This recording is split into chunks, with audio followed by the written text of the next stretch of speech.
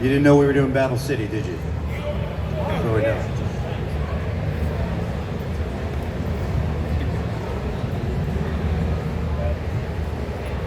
All right. So how many microphones do you have for us? You got a whole bunch of voice actors on the stage. You know that we need like our own entourage and microphone. I like how Greg's in like the Johnny Carson seat. Welcome everybody to my show. Nice beat. Hey, Beats. That's what I asked him. That's what I asked him. I dimensioned the dice. Yes. And of all of us, this would be the one guy that would not be doing that.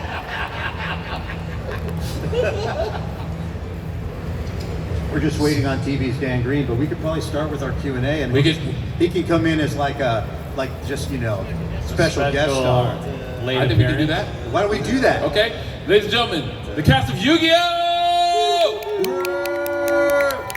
So if you guys do have any questions, if you want to start lining up over here, I can get to you to start lining up right behind me over here. But as they line up, can you guys please introduce yourselves, who you are and who you play in Yu-Gi-Oh? Sure, I'll start off. Matt, I played Jaden Yuki. I was not the OG like this person at Dan, but I was the next G with Yu-Gi-Oh! GX. Yeah. All right, I'm Eric Stewart. I played Seto Kaiba. I was also on GX. I was Bastion. I also directed a lot of Yu-Gi-Oh! Stuff. And C. Thank you.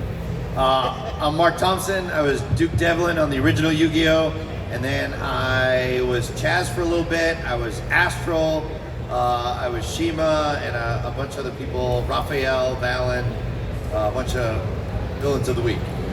Wow.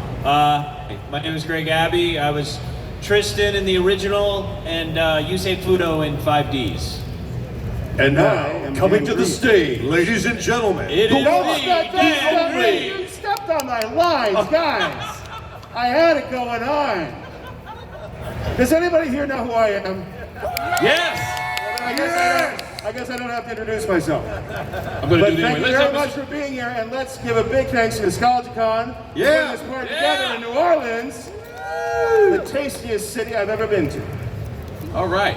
So let's get started with a question. We're all going to jump on the moment when Dan comes on stage. Everyone talk at the same time. What's weird is we didn't even plan that. It just happened organically. First fan question. Yes. What's your name and what's your question? Hello, my name is Trent, and Hi, Trent. I would say I only have one question. It needs to be settled once and for all. Who is the true games? According to me or Konami? According to you. No, yeah, I mean, in all honesty, I mean, I always say when after you come up to my table, you can tell Dan you already met the true king of games when I sign something. But in all honesty, it makes sense for Yu-Gi to be the champion all the time and for Kaiba to almost get to that point. It also gives him a little, I'd say this much of being humble, but mostly it also gives him motivation, right? If I won, what would I have to live for, right? There you go. There you go. Good question, though. Would you like to hear Yugi's response to when Kaiba claims that he's the king of games? Oh, man. Well, Yugi would say something like, you know, Kaiba's great at so many things. He's so smart, he's so rich, and he's really devoted to the people he loves. But accepting his limitations isn't one of his strengths. Wow. Thank you. Hey. How you doing? What's your name and what's your question? My name is Gerald. Question. Kaiba. Hey. Watching Yu-Gi-Oh! GX. Can our sound guy help out our sound? Kaiba, You're doing just fine. Yeah, you're doing great. I want to be able to hear the questions a little bit. I'm an old man. Okay, cool. There you go. Yeah, repeat. All right, cool. Kaiba, did you watch any Yu-Gi-Oh! GX? I directed Yu-Gi-Oh! GX. Even better. Do you think Zane could beat Kaiba in a duel? Have you ever seen any of our live duels? No. Wait, you guys know what the live duels are, right? That's right? Where we act out they play the card game and like I duel against someone or Dan and I duel. Have you ever seen if it's not the two of us dueling, when they have me on the stage, they have 2 other people dueling me. Yeah. Okay, and they still don't win. You think that Zayn has a chance against Kaiba? One to duel Kaiba, another to duel Kaiba's ego. That's right. Nobody else beats Kaiba besides Yugi. I mean, like, Zayn is his protege. Protege. He is. And he fell in the lives of Kaiba. No, but that's true. A good duelist. Yes. Definitely a good duelist. Yes. But no. Okay. Thank you. Good question. And please refer all other to who would beat Kaiba questions to an email we'll provide later. Hi, what's your name and what's your question? Hi, I'm Patrick. Hey, Patrick. I was wondering, as your character, can you say your favorite line from your shows? Gentlemen, would you like to start that? Mark? I did it before, but dimension the dice. I guess I'll go with the old tried and true. Let's rub it up! Matt? Where's Wayne? In nostalgia, God. Jaden had a bunch. He liked his food a lot. So he had some good food lines, but it's not really a catch line, but Wing Kariba was always on his shoulder, and I loved when he just stood there and went, "Oh, hey, little buddy." That's my favorite. No, is that a weak one? No, that's a good one. I was just trying to think of mine, and because I gotta go stalling for time. I was gotta go for the fan favorite, which is, "You're a third-rate duelist with a fourth-rate deck." My favorite quote from the show is, "Believe in yourself and you will always prevail." You see which one of us is nice. Perspective. Yeah. Hi, what's your Good name? question, What's your Patrick. I'm sorry. Hi, my name is Will, and as a kid when I grew up, like we had Fox spots, which eventually became 4Kids.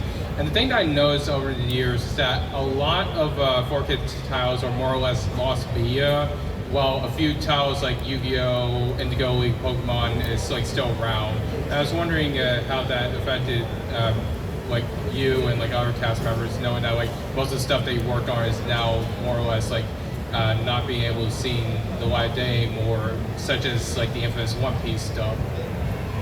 Well, I think generally speaking, I mean, I understand what you're talking about. The shows are not in the kind of circulation that they were when they first debuted. Again, we don't have the same kind of culture we had back then, where people were, so many people were tuned in to such a small source for their entertainment, right? So I'm actually, one of the things I love most is that the original series was a part of the last of the Saturday morning cartoons, which was like a ritual for me when I was growing up, obviously on very different cartoons. You too, right? But but I've often found when people come to the table, like they'll say, "Hey, I caught the show on, even if it's the one that the original series that stopped airing so long ago, it's on Netflix now, or they find it somewhere else." So there are still places to find it. I take your point.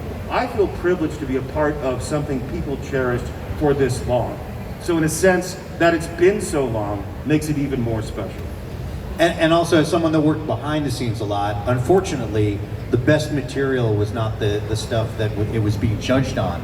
It had to do with the licensing and the toy pairing and all the marketing that went along with it. We could have great ratings, but if there wasn't a toy sale that was going on so well, then we would get the show pulled. One of the best shows that all of us were part of was, and probably if you asked me what I was most proud of directing, was a little show called Viva Pinata.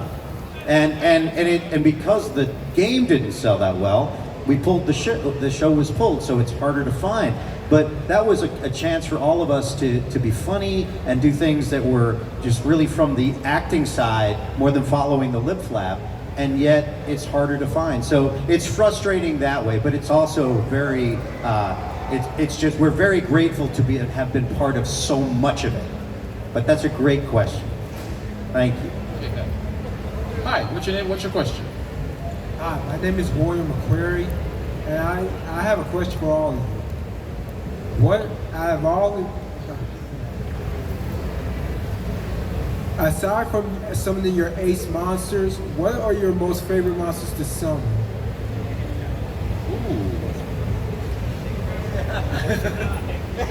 I'm trying to reflect back. Eric makes fun of me. He's like, "You don't remember anything, right?" I'm like, "Stardust Dragon, Junk Warrior." I'm gonna go with Junk Warrior. Thank you. I don't know if this is the right thing, but Orgoth the Relentless? No? Orgoth the Relentless, yeah?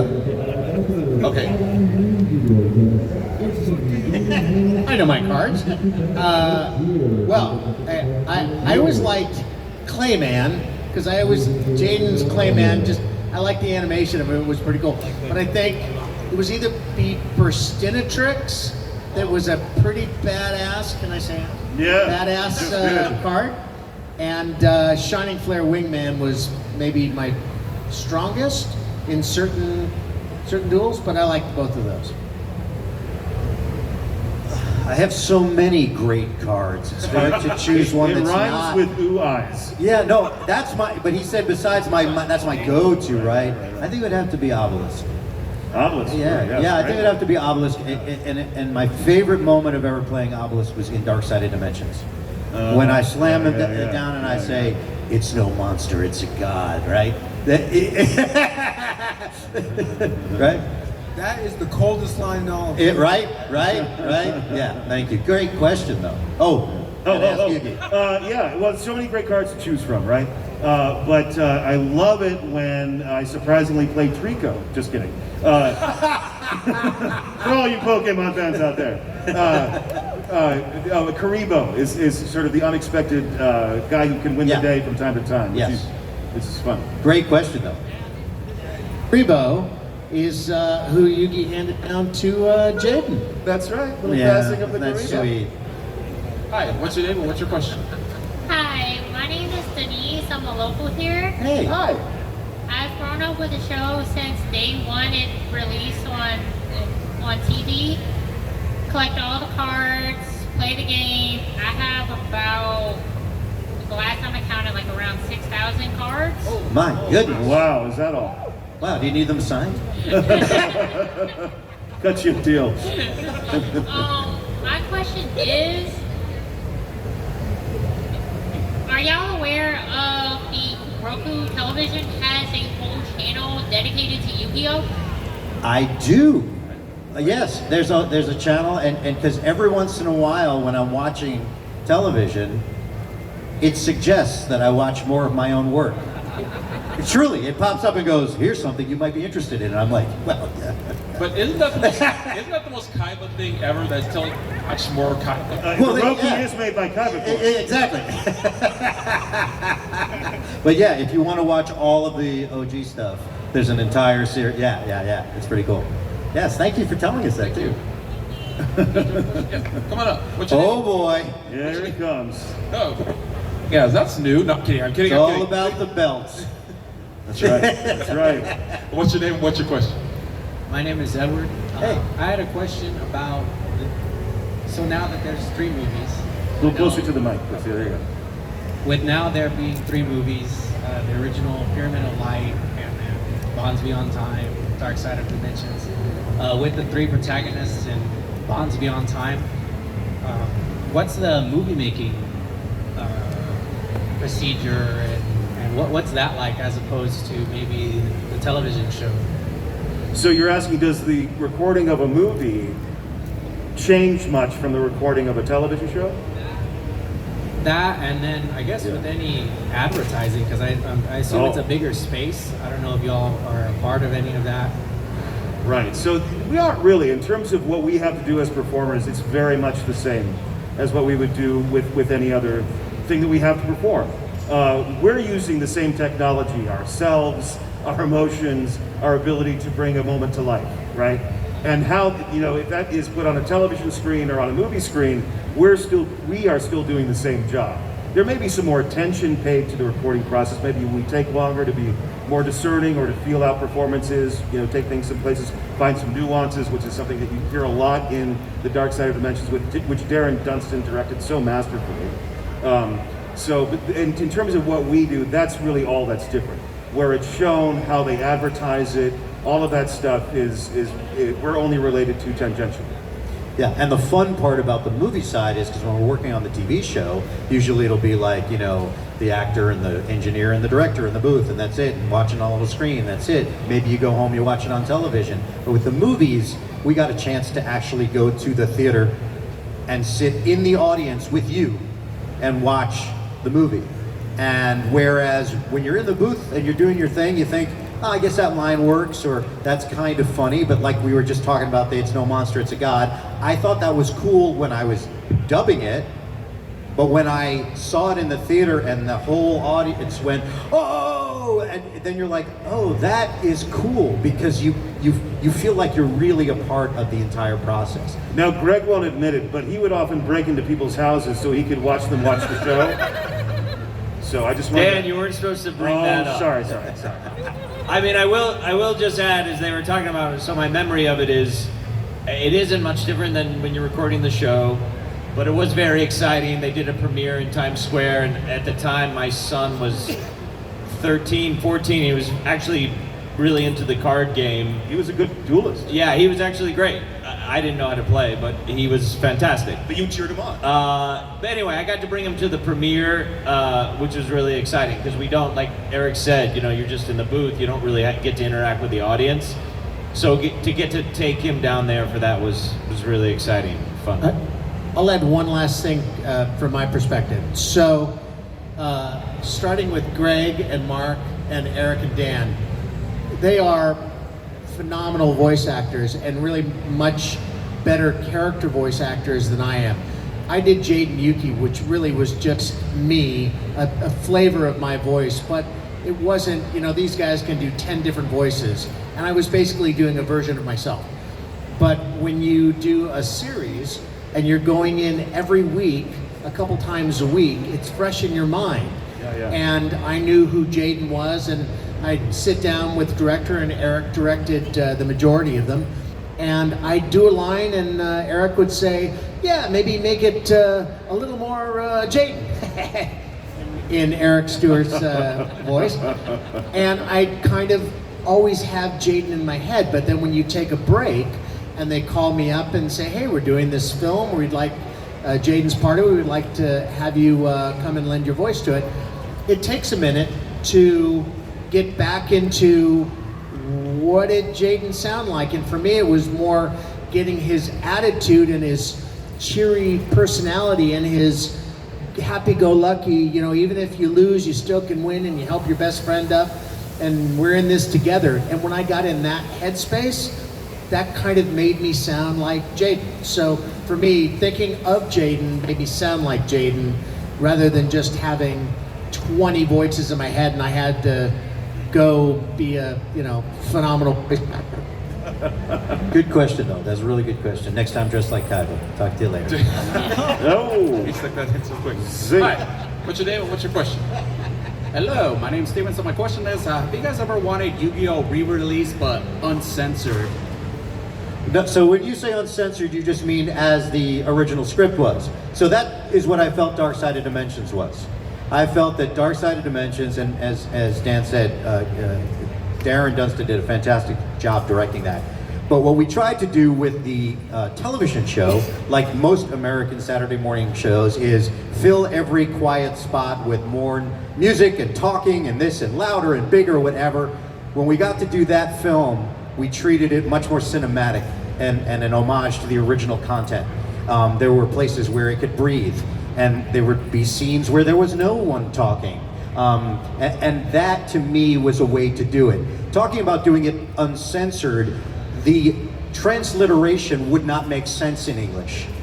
To do it exactly without making it sound like you're speaking the language we speak, it would not sound great. If you're reading it, okay, but those the subtitles are not exactly what the translation is either.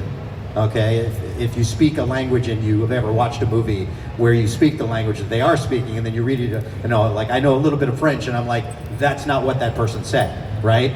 So I don't think that is something that I'd want to do. I think I've done it in Dark Side of Dimensions. But if you're talking about bringing it down to the basics, getting to the purest form of the story, I want us to do the manga. Yes. Yeah, we had talked about that. Yeah. All of the original actors that you grew up on, but not changing even a name or a word from the manga, so the names wouldn't be westernized, right? Right. And as a tribute to the work that Takahashi put into those pages, those boards that he was illustrating and writing and inking, I think that would be fitting. So, because it would just really represent how he started it all and what we continue to benefit from, all of us. You know? And you guys all want to hear us read the manga from season 0, Yes, don't you? the naughty You guys parts. all want to hear season 0. Yeah. Right. Great question, though. Thank you for that. So, with that, when you brought up the creator, what is it like to know how much you guys helped the legacy of Yu-Gi-Oh? Like, it existed, of course, in Japan, but when it came to America, it took on this entirely new life to the point where iterations of it are still going today. How does it feel knowing that you guys helped pave the way for it to become the monster that it is?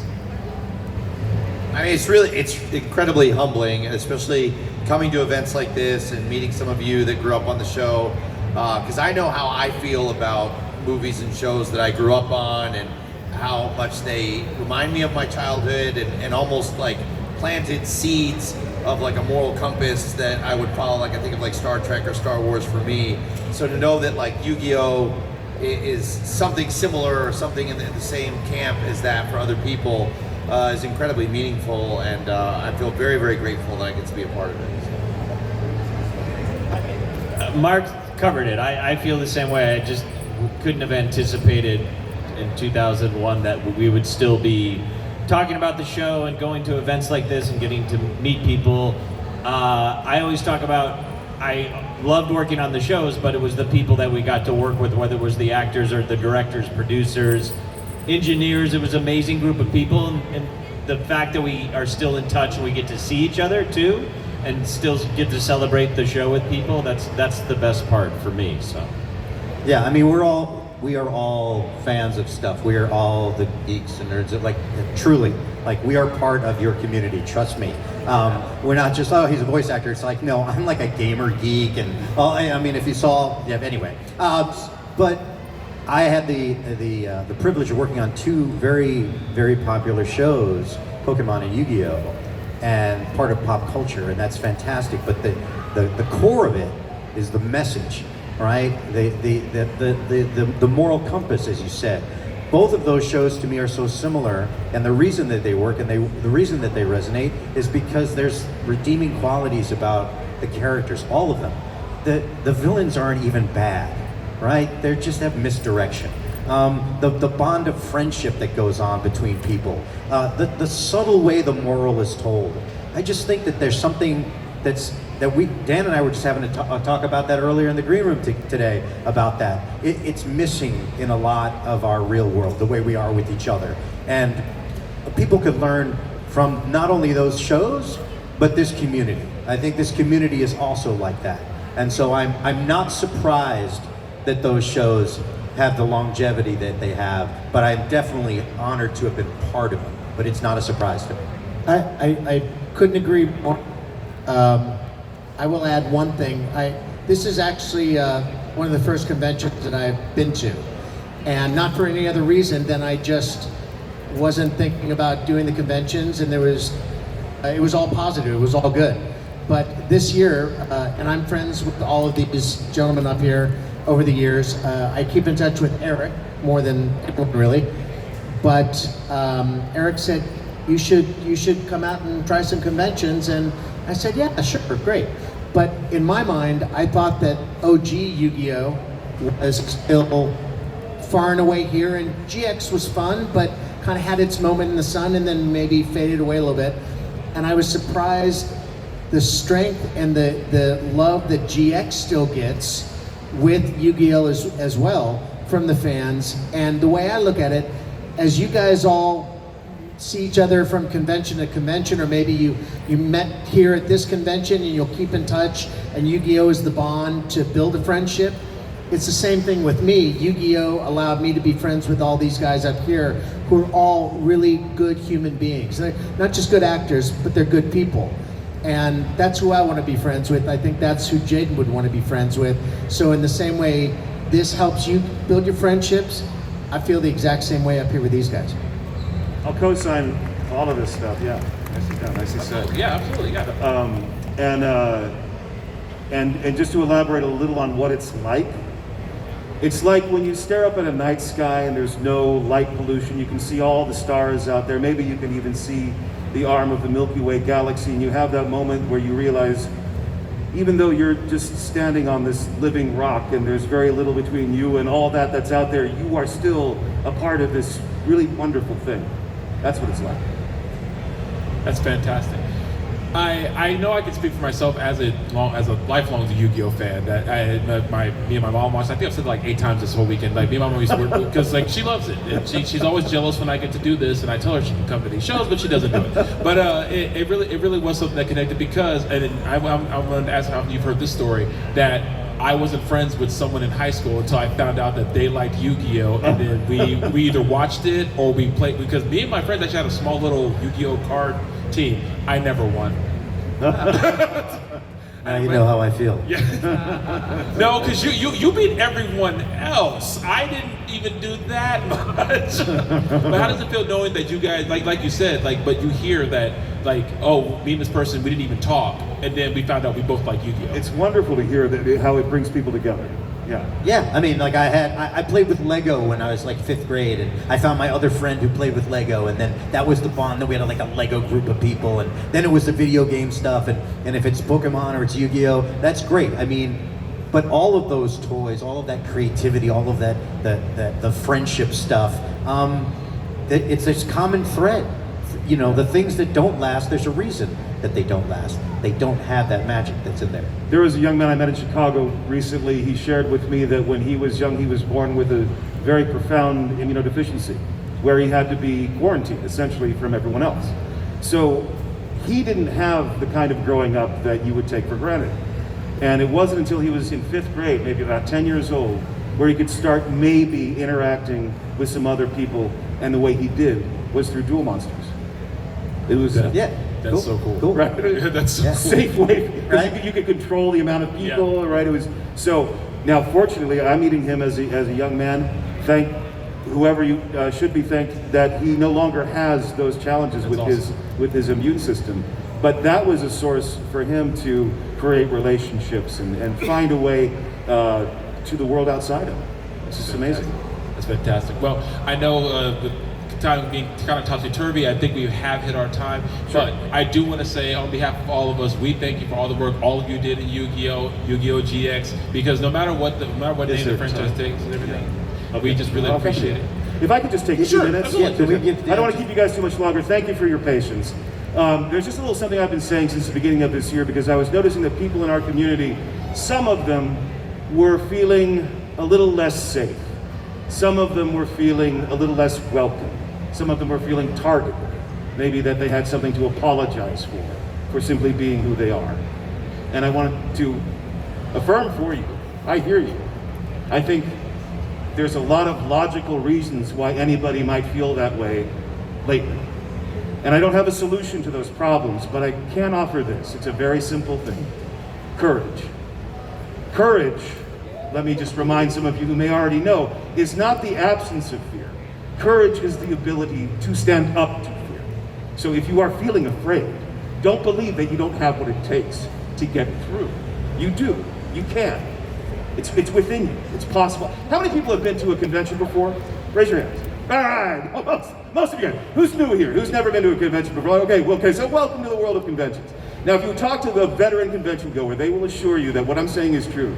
Every convention is a little different, but what it has in common is that people are embracing what they care about, what they love, right? Cosplayers in particular, right? Like every day is Halloween, and they have the courage to celebrate what it is, dress up what they like as, and it's great. It's a wonderful atmosphere to be a part of, and I was enjoying this with a person at my table recently, and she said, it's like a little escape, and I said, you're right, but it's not a fantasy, it's not an illusion. We can choose to treat each other this way, and we can choose to celebrate what we love and not apologize, right?